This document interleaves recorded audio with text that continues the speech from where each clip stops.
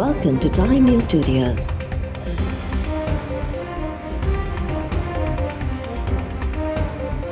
You are watching 11 AM Bulletin.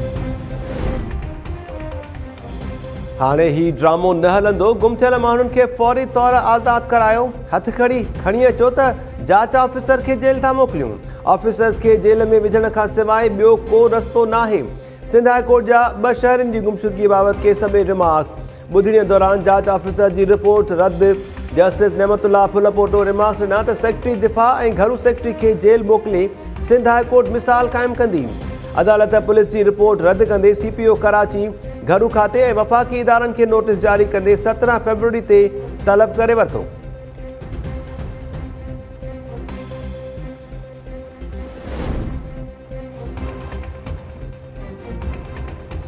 Money laundering ऐं असासा reference में opposition leader Shahbaz शरीफ ऐं संदसि पुट हमज़ा शहबाज खे लाहौर जी एहतिसाब अदालत में पेश कयो वियो। नैब इख्तियारिन शहबाज शरीफ ऐं हमज़ा शहबाज खे कोर्ट लखपत जेल मां धार गाॾियुनि ज़रिए अदालत में पेश कयो।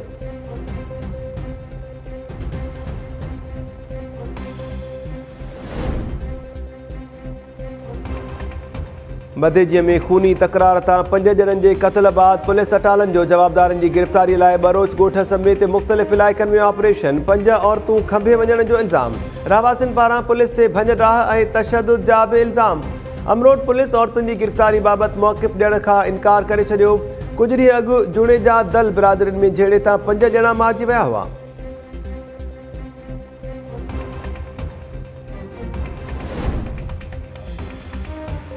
सिजावल जुड़े जो पुलिस मुक़ाबलो ॼाणाए मुबैना जवाबदार खे हाफ फ्राई करे वरितो। मज़हर अली चांडियो वटां रिपीटर हथ करण जी दावा। घोटकी पुलिस मुसाफ़िरनि खां फुरलुट जे इल्ज़ाम हेठि 3 ॼणनि खे गिरफ़्तार करे वरितो।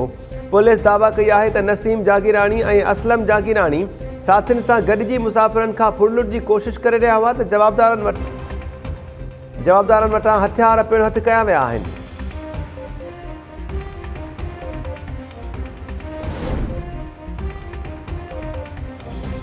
करमपुर में 2 हफ़्ता अॻु मुबैना अगवा थियल अली जाफ़री जी बाज़ाबीअ लाइ वारिसनि जो इंडस हाईवे ते धरणो ट्रैफ़िक मुअतल। मुज़ाहिरीन जो चवणु आहे त अली जाफ़री 2 हफ़्तनि खां धाड़ियलनि वटि क़ैद आहे। पुलिस खेसि बाज़ाब कराइण बदिरां सखणा दिलासा ॾेई रही आहे।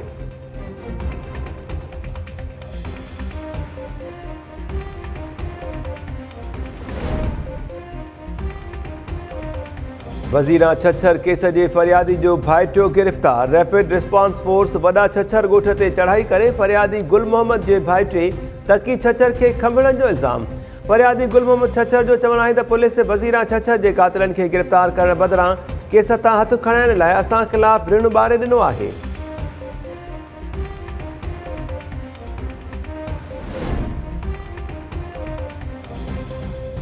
कराची में घर मालिकनि खे नशो ॾेई क़त्ल करण जे इल्ज़ाम में गिरफ़्तार जवाबदार औरत पुलिस हिरासत मां फरार। जवाबदार औरत साथियुनि सां गॾिजी घर मालिकनि खे नशो ॾेई क़त्ल कयो हो। पुलिस एहलकार जवाबदार औरत खे कोरोना टेस्ट लाइ वठी विया त उहो फरार थी वई। सचल पुलिस जे जांच शोबे जे एहलकारनि ख़िलाफ़ केस दाख़िल।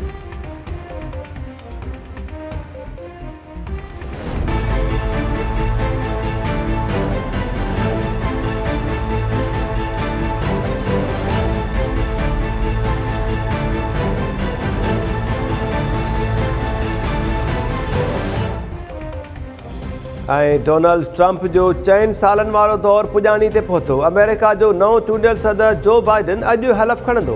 इक़्तिदार जी मुंतक़िलीअ दौरान मुल्क में हाई अलर्ट, सिक्योरिटी जा गैर मामूली इंतज़ाम। कैपिटल हिल ऐं वाइट हाउस समेत वॉशिंगटन DC में 25,000 नेशनल गार्ड्स मुक़रर।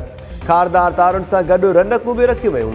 हलफ़ बर्दारी तक़रीब पाकिस्तानी वक़्त मूजिबि राति 9 या 10 वॻे थींदी। डोनाल्ड ट्रंप तक़रीब में शिरकत न कंदो।